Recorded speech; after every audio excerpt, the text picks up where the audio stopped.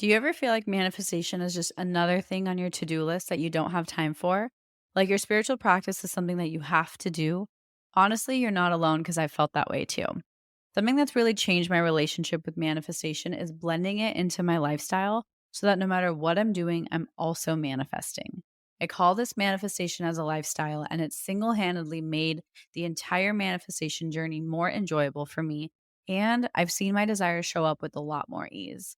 Manifesting as a lifestyle has made manifestation go from feeling like a task to something I just naturally do because it's who I am. If you'd like to learn more about this, I've created a step by step guide for you. I'll link it in my show notes so you can check it out. Hi, everyone, and welcome back to another episode of the Affirmation Addict podcast. So, today I'm going to be talking about a couple of life changes I'm making based on a lot of traveling we did. And I'm so excited to share that with you because I feel like I didn't get an opportunity to check in with myself recently. And so, I'm excited to share just some new things I discovered in hopes that it helps you too.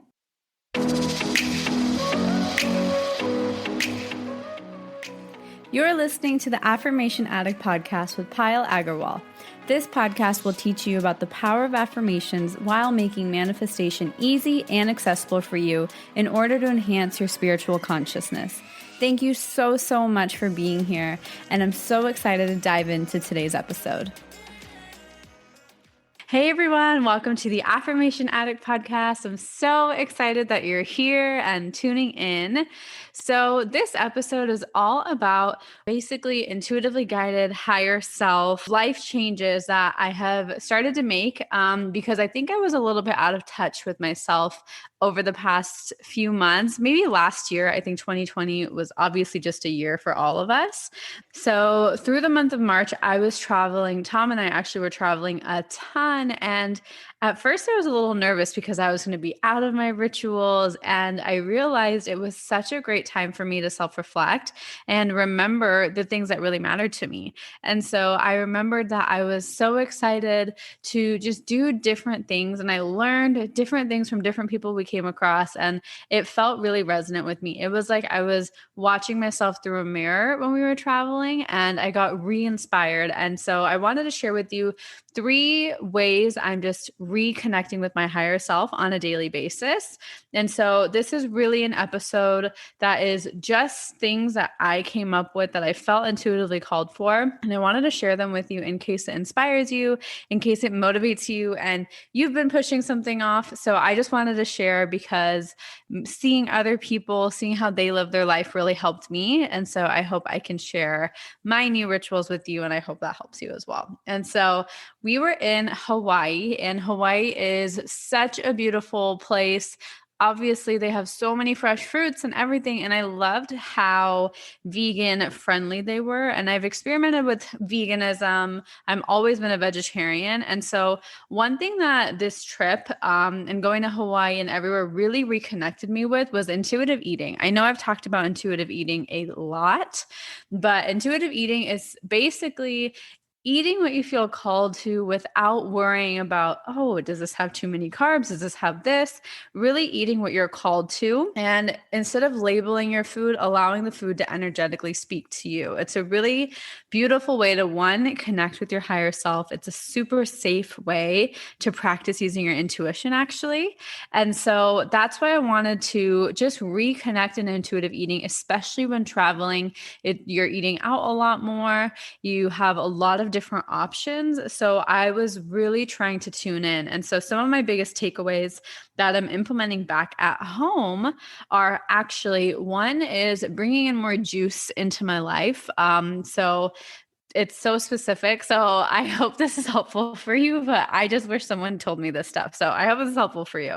So one is bringing in more juice into my life. I used to think juicing is such a fad or not enough nutrients. And honestly, I avoided it because of just different things the media portrayed. But I was drinking it in Hawaii and I noticed I was always craving juice. Like it just satiated my thirst in a way nothing else could. And I was like, why do I like give juice such a bad name. I'm not necessarily promoting like juice cleanses or juice fasting. I just wanted juice. Like so simple, but it's sometimes such a triggering concept because there's so much around juicing. And essentially, I waited actually 2 months. We've probably come back like a month ago or 2 months ago now. And I waited a few months and I ended up buying a juicer. So I juiced last Friday and it just felt so connected. It felt so real. It felt like exactly what I needed. And it really helps me throughout my week as we're working from home and meal planning and cooking. Juice really helps me just get a large dose of fruit and vegetable into my body because I struggle with that. And so it felt so intuitively called. It's such a small thing when you look at it, like it's just juice. But I was like, well, do I want to buy it or do I want to make my own? Is it too much time? And so that's what I was battling with. But I finally made the decision, let me try it. I have a 30-day warranty on the juicer. So if it doesn't feel like I'm using it, I can always return it, right? Like there's no harm in trying it. And I noticed I'm normally so like easygoing about that type of stuff. But for some reason, I was really holding back with this dang juicer. So I just went for it. And so far, we've been loving it. And it's just really fun to experiment with different recipes and just it makes me really appreciate like the abundance of fruits and vegetables. So that's my rant about juicing and one of the intuitive eating things that I have been very, very drawn to.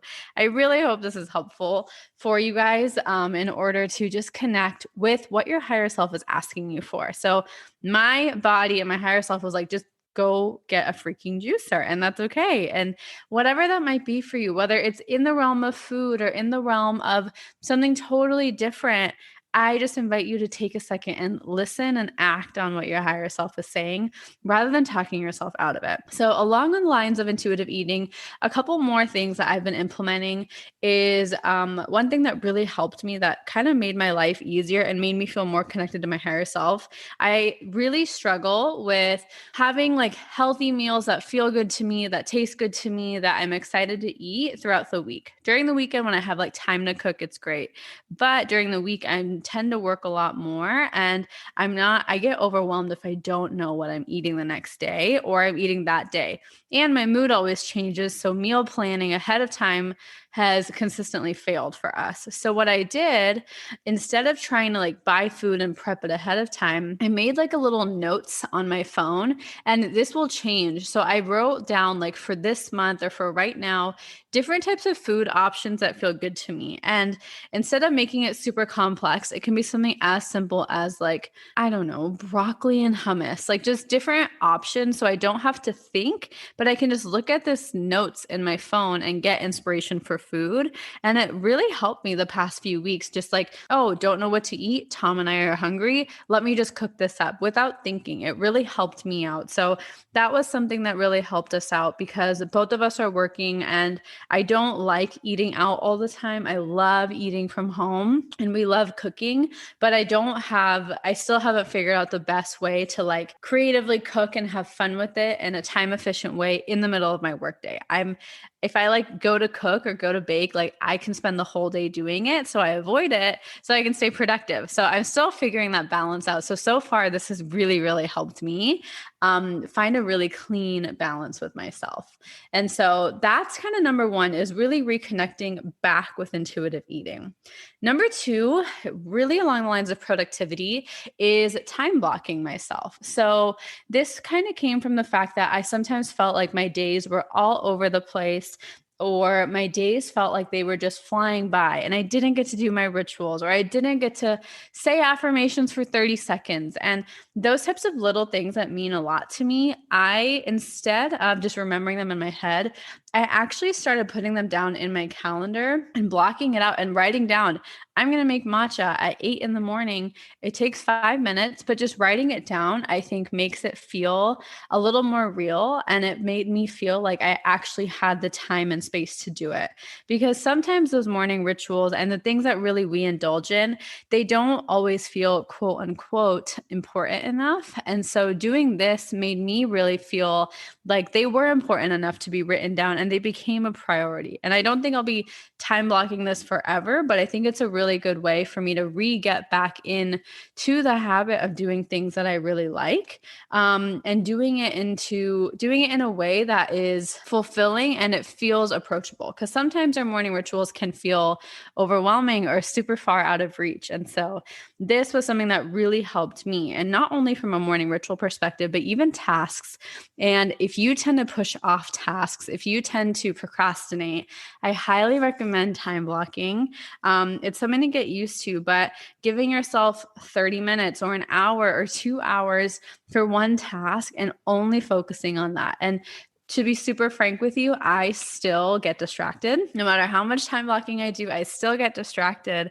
However, it's really good because it can keep me on track. Once I notice, oh my gosh, I'm not even doing what's on my time block, it allows me to refocus. So it's kind of building that habit of being more conscious while you're working rather than letting your work take over you. You're kind of taking more control over your work or different tasks and different to-do lists that you might have. If you don't know what time blocking is, it's essentially you on a calendar or on a piece of paper blocking out, like I like doing it like hour by hour, blocking out like what you're going to dedicate your task to. So say 8 to 9 I have a meeting with my team, then 9 to 9:30 I'm going to do emails. And then 9:30 to 10 I'm going to respond to DMs. And then 10 to 11 I will create content, and then 11 to 12 is my lunch break or something. So scheduling out little time blocks in your work, but also for your rituals and different things that really matter to you, whether it's creative time or whether it's making lunch or spending time with your family, whatever's super important for you, give yourself permission to write it down and dedicate and intentionally set aside time for that. I think it's a really good way to take control over your day, especially as we're navigating through a new phase of working from home, not working from home, and all of that. So that's my second life change that is really fueled by listening to my intuition. And the third one, which is a really interesting one, is blocking out the noise. And what I mean by this is something I noticed that I've noticed that there's a really big tendency to always have something going on. And if we don't have something going on, something's wrong or it's just boring. Kind of like the act and the beauty and the art of doing nothing. That's kind of what I'm trying to call in more. And I think there's so much noise, whether it's music, whether it's TV, whether it's the radio, whether it's having something in your headphones. Like, I feel like there's always something going on where it's never just me doing one task. I never used to eat dinner without doing anything. I would always eat dinner watching TV or talking to Tom. But have you just like sat and ate dinner in total silence? It is magical. I know it sounds crazy. I know it sounds really boring, but it is such a beautiful way to reconnect with your food. Or going on a walk with no headphones, no music, no phone, totally unplugged, and just seeing what's around you. And one thing that I noticed is there's always so much noise going on that I'm never not doing anything. So I'm starting to channel and bring in more of just doing one thing at a time. Multitasking is so normal in our society, and it's beautiful. I multitask all the time. However, physically, our brain can technically only do one task at a time. Like second by second, millisecond by millisecond, our brain can transition really fast, 1 millisecond to another, but super intentionally. And the capacity of our brain is not to multitask. And I know it's really crazy because you're like, well, we all multitask. And yeah, we do. However, I'm trying to do less things when it's like my creative time or when it's something for myself. Like if I'm making my morning matcha, I just do that. I don't put on music. I don't put on anything because I want to just be in that moment. Or when I'm going on a walk, I just go on a walk with no headphones. And yeah, maybe it is a little boring, but boredom isn't a bad thing. And so letting myself be bored, letting myself block out the noise, because the noise, I think, takes over my higher self. It takes over me and my creativity, and I kind of lose my sense of self. And so what I've noticed is when I do block out the noise, I am reconnecting to me, my thoughts, myself. I get new ideas all the time when I do this, and it's such a cool way to do it. And it's so easy. It's like a way of unplugging, and you don't have to do it for a long time. You can do it for 5 minutes, even. Like, try sitting doing nothing for 5 minutes. Your brain is going to go crazy and try to pick up your phone or turn on the TV or move around. And that's fine. Let it, have fun with it. Play a game and see how long you can do nothing for and see what comes up out of it, something different. And so those are kind of my 3 life shifts that have come about since traveling that have really reconnected me to my higher self. And I wanted to share this with you because if you're feeling a little disconnected or a little lost, doing any of these things is a really great way to reconnect with yourself and re-find yourself and find different ways to get inspired. So I hope this episode was resonant with you. I hope it can help you bring new energy into your space. And I really, really hope this is helpful. So I'd love to hear your takeaways. And thank you so much for being here with me, making it to the end. I'm so grateful for you. And I will see you on the next episode. Bye. So, how did you like today's episode? I hope you enjoyed it as much as I enjoyed recording it. And before you leave, I wanted to just say thank you so much from the bottom of my heart for spending some time with me. If this episode or any of my content has ever inspired you, it would mean the absolute world to me if you could leave a review in the iTunes podcast app and just share this with someone you care about. The more you guys leave reviews and share this with people, the more I am able to create more content for you, and that's what fuels me and keeps me going. I am so genuinely grateful for the time we shared today, and until next time, I'm sending you lots of love and lots of healing energy. Bye.